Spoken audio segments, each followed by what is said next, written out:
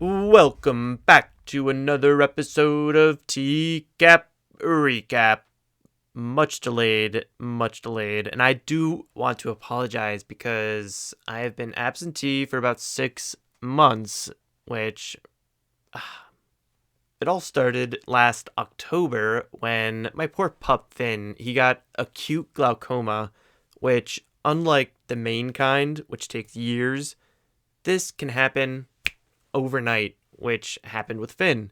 And even though I got him to the vet within hours, it was already too late. So they had to bloop, pluck that eye out and give him a nice eye hole, which catches snow in the wintertime and makes it impossible to say no to him. So he's a very spoiled dog right now because how do you say no to a one-eyed dog?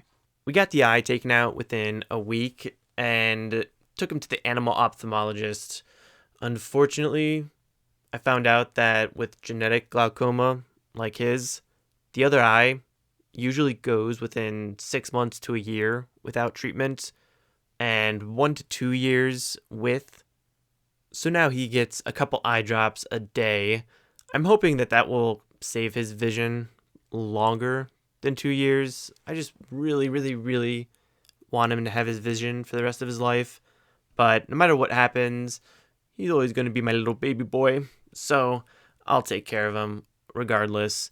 And then after that, oh man, I have been so busy at work. I work in behavioral health, getting people set up with treatment, getting them in, getting the authorizations from insurance. And wow, there was an insane spike at the beginning of the year, totally unexpected. And it's just been balls to the wall busy ever since. I'm actually trying to get out of there. Just had an interview today, actually, for a department that's much less busy and gets done by 5 p.m. So I'll have a lot more time to work on this YouTube page, which I am a lot more incentivized to do now because, against all expectations, I got monetized. Yes, you heard that right. In the midst of the great TCAP purge on YouTube, you've got people losing entire pages to the YouTube ban hammer. And I've been losing a couple videos a week, probably. Apparently, they contain harassment. So I couldn't really get any more details than that. They said it's targeted harassment. I feel like I'm a pretty politically correct commentator, or at least I try to be, even though I cuss like a sailor, which I am being real careful about right now because I submitted for monetization kind of thinking that they might watch my content and just be like, no, kick this guy out of here. This motherfucker thinks he's funny? But nay, the YouTube gods blessed me late one night, anointed my voice with the oil of the advertisement gods. So, on to what that means for this channel. I'm going to be trying to play it safe. As always, please give me all the feedback you want, the good, the bad, the ugly. And if you have any recommendations of what you think I should cover next moving forward, as I try to diversify outside of TCAP, drop it in the comments, and whatever comment with a recommendation has the most upvotes, I will cover that topic. I once made a promise in one of my early episodes that if I got to 5,000 subscribers, I would get a Chris Hansen tattoo or something related to TCAP, and I'm still on to do that. I will get Chris Hansen's mugshot tattooed on my body if I get to 5,000 subscribers. So hit that subscribe button if you want to see a grown man make a poor decision like that, a permanent poor decision. And if you like the content, I know Finn loves when my videos get a lot of likes. And look at that face. How can you say no to that little face? But anyway, back to business. So we're going to be reviewing some predators that I have already covered in the past. The one thing about my videos getting taken down is that it opens up the vista to revisit the predos that I covered early on when I was trying to do my 30 days of 30 predos. And I did not have the skills back then that I do now, so it almost feels like an opportunity. So today we will be reviewing a segment from To Catch a Predator, Dateline, NBC. The source video I'm using was posted by Thunderhad. They only have 69 subscribers, so if you want to give them a little boost, they are doing the good work of putting this stuff up. Who knows how long it'll stay. But the guy that got caught in Chris Hansen's honey on this particular day is Dr. Maurice Wolin, probably one of the most high profile predos that they ever caught. He was an upper class leading researcher for cancer, and after he got busted, he got some high powered lawyers and tried to beat the charges. It just prolonged the entire process and got him spanked by the Barbra Streisand effect, because now everybody knew about the doctor in California who got busted on TCAP. He actually hung himself on January 6, 2021, as the people stormed the Capitol. Allegedly, it was about a drunken fight and not related to his legal problems or TCAP. But I can't imagine that getting busted on TCAP helps in any way. After he got caught here, his wife divorced him, but apparently she got back together with him later on. After fighting the charges for 2 years, he ended up getting sentenced to 2 months house arrest, 3 years probation, and probably most devastating to him, a lifetime on the sex offender registry.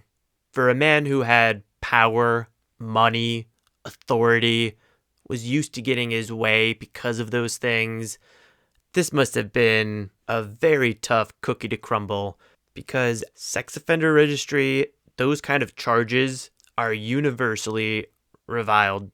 In prison, out of prison, nobody likes a child predo. And now he's stuck with that label for not only the rest of his life, but it also colors everything he did before that. People who knew him are going to be asking themselves, did I see signs back then? How many times has he tried this? How many times has he succeeded?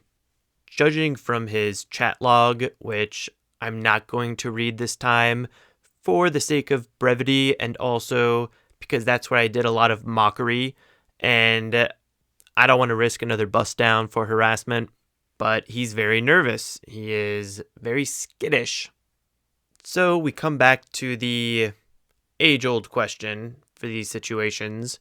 Has he done it before, or was this the first time, as he claims? Let's take a moment and consider the risk that this man is taking. Some predos, like Donald Morrison, for example, he was still living with his mother. She was going to take his computer away, as he said. He was very casual during his Chris Hansen interview because he didn't have that much to lose. This guy, on the other hand, has his entire life. He got his medical license revoked here in the US. I mean, everything came crumbling down. All those years of medical school, all that effort to get where he is, and he throws it all away for something he knows he shouldn't be doing. This is his literal worst nightmare come true.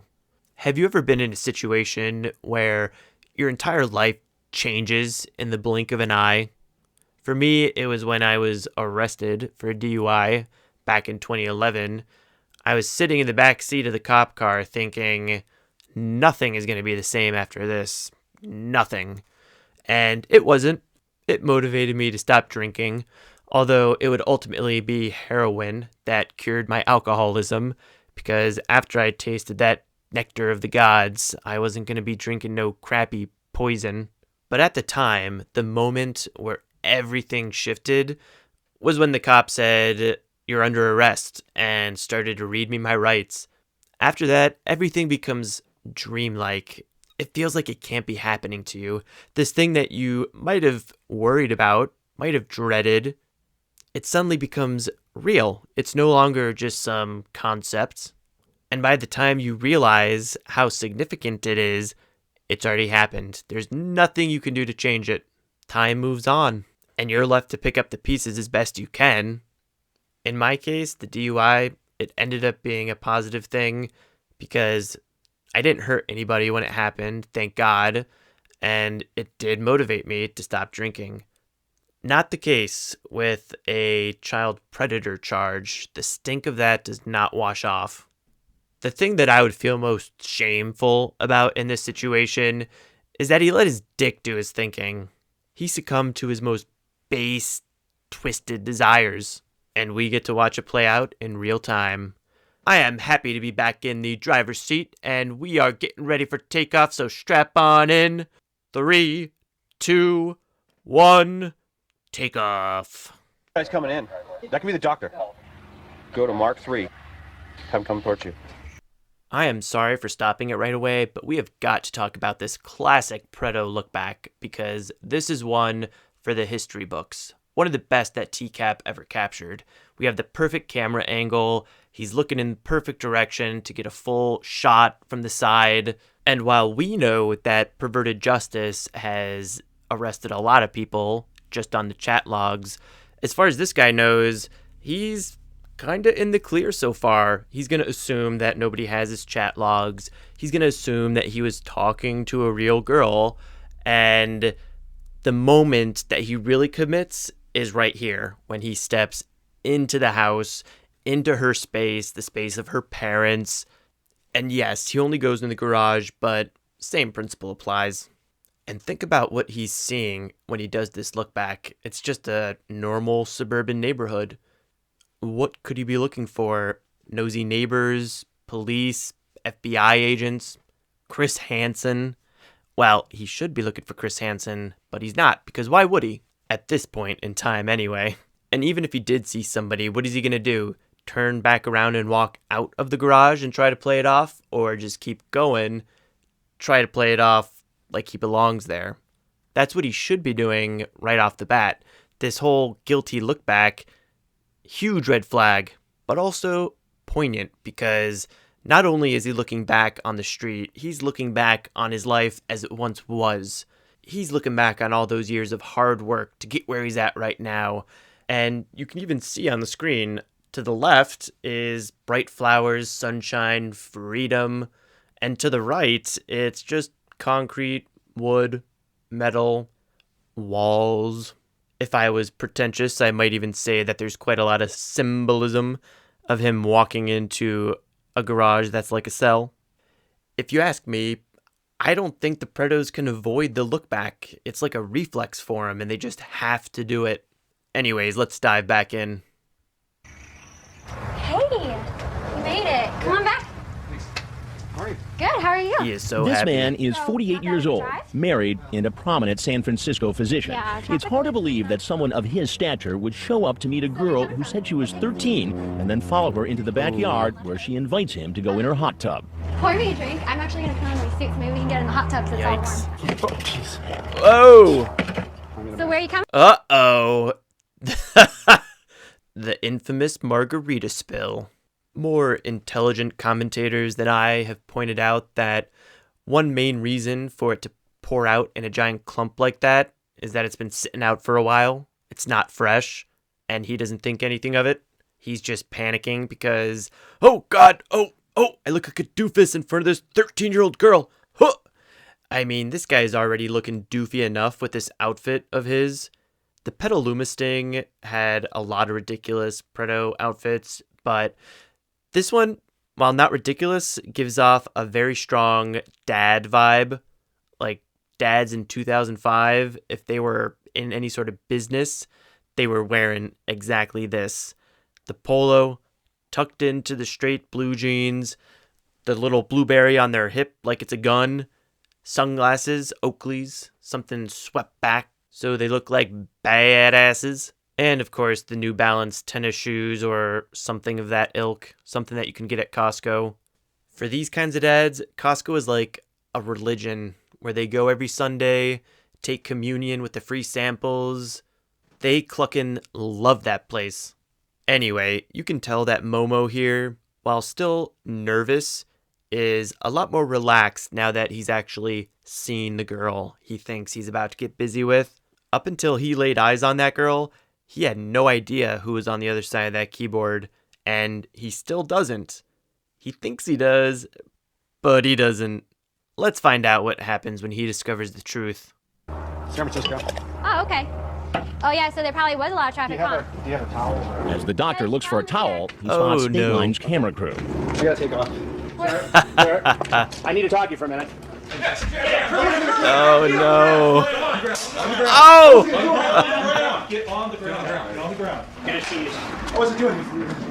Oh, man, I wasn't doing anything. Get his keys. I wasn't doing anything. I've been booked for. The classic arrest of Maurice. I don't want to say his last name just in case that somehow counts as harassment, but this is definitely in my top 5 TCAP arrests. The whole sequence of it, from him looking for a napkin, following the girl back where she is supposedly changing to look for a napkin once again. Not going to find him back there, buddy. To him quickly scooting out of there saying that he has to go. It's all just chef's kiss.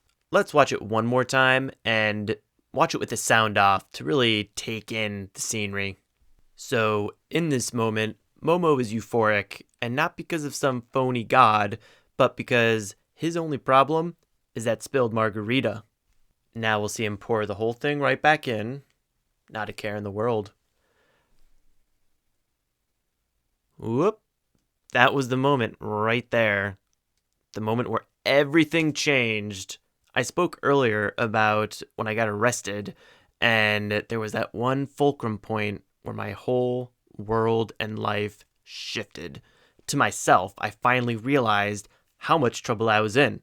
That happened when the cop said, TCAP recap, you are under arrest. For Momo here, it happened when he turned a corner expecting to see a naked 13-year-old girl. Instead, he found a full camera crew with some guy who started chasing him down, wanting to ask him questions. But he hasn't seen any cops or uniforms yet, so he might think that he is just going to get out of there, root-tootin' scooting out of there. Phew, dodged a bullet, but not today. Today, he gets arrested. Let's keep on trucking. Get on the ground. On the ground. On the ground. Get on the ground. Get on the ground. Get his keys. I wasn't doing anything. Oh, man, I wasn't doing anything. Get his keys. I wasn't doing anything. I've been booked for. We'll explain all that, too. Can I call my wife? You could do that after the booking procedure. I think he's going to talk to a detective and just... Yeah, I explained that to him already. He's just not, he's failing to... I'm not failing. I'm just really scared. Nothing to be scared about. Nothing to be scared about? No. I'm somebody who has never done anything in my life. He died in a traffic ticket, and you wouldn't be scared? You're in some trouble, obviously. Yeah, I feel like I'm in big trouble, and I feel like I made maybe a mistake, but This is a man caught in a living nightmare. He can't understand what's happening to him because the magnitude of the situation, it's just outside of his grasp. But I think we can make a pretty educated guess as to what's going through his mind. He's thinking he's going to be a child predator now. He's going to go to jail for it. He's thinking about the sex offender registry, his wife, his children, how this will affect his family, his job, his standing in the community. And all these disparate thoughts come together into one feeling of incredulity, unreality, even disassociation. And the cops are going to play into that.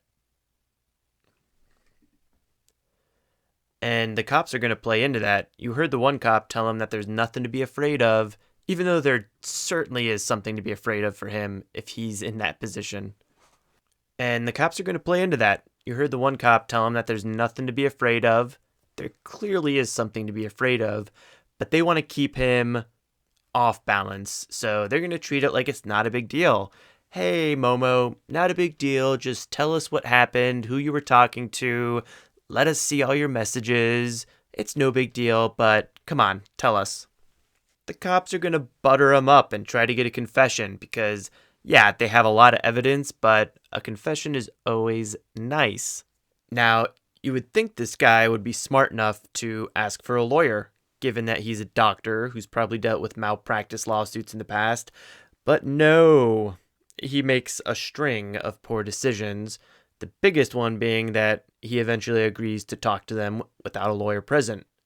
I have been watching a lot of interrogation videos Shout out to all the classics like JCS, Explore With Us, Red Tree. But the one thing that I've learned from all of those, the most important lesson, is that your right to have an attorney present when you're questioned by police, it is so clucking powerful.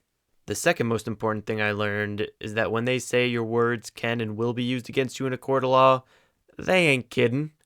They will use your words to convict you whether you did the crime or not. So, probably ask for a lawyer if you get arrested and take it from there. Thankfully, we got plenty of people who aren't smart enough to do that and give us some entertaining footage. Let's see how this guy decides to play his cards. I didn't do anything. They're handcuffs. I have pictures being taken of me left and right. I don't know what I'm being accused of. First thing I'm going to do is explain to you your Miranda rights, okay? Okay. You have the right to remain silent. So, I'd like to talk about what happened today, okay? What screen name do you use? I really need to have an attorney. Okay. Let's talk to an attorney. All right, so he starts off strong by asking for an attorney because he's finally starting to realize how absolutely clucked he is. But we're going to see something that happens a lot in these situations. There's a natural instinct or urge to explain yourself when you've been caught doing something bad, especially if it's something as bad as what he's been caught doing. You don't want to sit there and listen to the cop tell you exactly what you did in a tone of judgment. You want to deny it. You want to say, oh, no, that's not true. It's like this, it's like that. And the cops rely on that. And that's how they're going to get this guy in just a little bit. Okay, I'm not going to discuss this further because I can't, unless you want to waive your right to have an attorney present. I'm not going to play games I'm here. not playing games. I'm scared out of my mind. Right. And I understand that. You saw my record. I've never done anything wrong in my life. Okay. And now I'm being charged with very serious offenses. Why did you come to the house in Petaluma today? I was curious. Okay. He was curious. Just curious. Curious about what? I chatted with someone online. She had asked to meet me on several occasions. I declined. And today again she asked. I had a little bit of time, not very much. Okay. And so I thought I would come out and meet her and nothing more. Okay. I know she was young and I knew that. Under 18? Okay. Did you talk to her about... Straight up lies. He's about to have those chat logs thrown back in his face. touching and kissing and making each other feel good? I remember she saying that she had trouble finding somebody to make her feel good. Okay. I was playing with her. And then you told her no? I would like to kiss them, is something that this guy says in his chat log. No, I'm real, but you're under 18 and I'm over. We would have to be so careful. I don't remember saying that, but I told her that she needed to, I was concerned about her. She needed to be careful. Okay. So when he tells her that they need to be careful, it's showing intent that he knows he's doing something wrong, that he knows he's talking to somebody underage. And just like so many of the other predators, he tries to turn it into him being a good guy. Like, oh yeah, I was telling her to be careful of people she might meet on the internet. Not everybody's going to be as nice as me. Like he's not the creep that her parents warned her about. The only reason I came today, I was curious, but I wasn't going to do anything. And if you read that, you can tell that over and over again I said that, well, if I shouldn't come, she should be careful. You're talking about that you want her to take your pants off. So you can take mine off if you want. So how do you want to do it? I wasn't going to do anything. That was not appropriate, Officer Nelson. I shouldn't have talked to her. Right. Oh man, watching him squirm around is, again, another chef's kiss. An important thing to consider when analyzing these predos is their headspace and how they're interpreting and filtering what's being said to them. So when this cop is reading back these disgusting chats back to Momo, Momo is interpreting that through the lens of him being a father, him being a doctor who was trusted with patients, possibly underage, and him being a person of respect and authority. Now he's being shown these messages which are in direct contradiction to how he has presented himself to the world for so long, and he's being forced to reckon with them in real time across from this guy who surely reviles him for what he's done. Of course, he shows no concern or regard for his possible victim. Let's keep things moving, though. I wasn't going to do anything. So you drove 40 minutes from Piedmont to meet a 13-year-old. That nothing would have happened. Lie. And you expect me to believe that? If you talk about having different sexual acts with her? She begged me to come. I feel like he was trying to convince himself in that moment. It's the truth. I wasn't going to do anything. It's the truth. And of course, it wouldn't be a TCAP interrogation if we didn't have a predator victim blaming the underage girl for him, a grown man, showing up to her house when she's alone. The sun's gonna rise, the wind's gonna blow, and the predos are gonna blame their victims. And I know that doesn't make it right, but... All right, the time's approximately 14:38. I'm going to conclude the interview. I'll walk you over to the trail. I'm in big trouble. I'll explain. You have to bail me out of the Sonoma County Jail. $30,000 check for me. It was a sting operation. I'll explain it to you when you're here. Don't bring the girls. I didn't do anything, but I did. It was a sting operation, and I didn't do anything, but I did something stupid. That poor woman. Could you imagine going through that? You think your husband, just a normal guy, successful, smart, a doctor for God's sake, with, I believe he has 2 daughters who would have been pretty young at the time, I assume. Just a tragic situation for them. Everybody has that moment in their life where they realize that their parents are fallible, that they're just people. Now imagine that you're this guy's daughter and you have to come to grips with the fact that your father was busted on national television trying to hook up with a girl your own age. And if her classmates found out, geez, I really hope the kids of all the predos got the help they need and are doing well today, because I can't imagine having your parent get busted for something so heinous. The cherry on top is that this guy asks his wife to bring $30,000 to bail him out, so they must just have that kind of money laying around, I guess. This guy had everything. He had a life that most people would kill for, and he threw it all away for something he knew was wrong. I don't know why commenting on these guys on these episodes of TCAP, I don't know why that counts as harassment. These guys have been convicted. They are predos, but this is going to be the end of this video. Please let me know what you think. Like I said, I'm trying some new stuff out now that I'm monetized and getting hit with YouTube's ban hammer every week. I wanted to get a quick video out for everybody before I started digging in to make some real nice videos coming up here. So keep tuning in, subscribe, like, whatever you want to do. I really appreciate everybody sticking with me while I went through all this turmoil for the past half year, but we're going to make 2023 clucking awesome. So I will catch you on the flip side.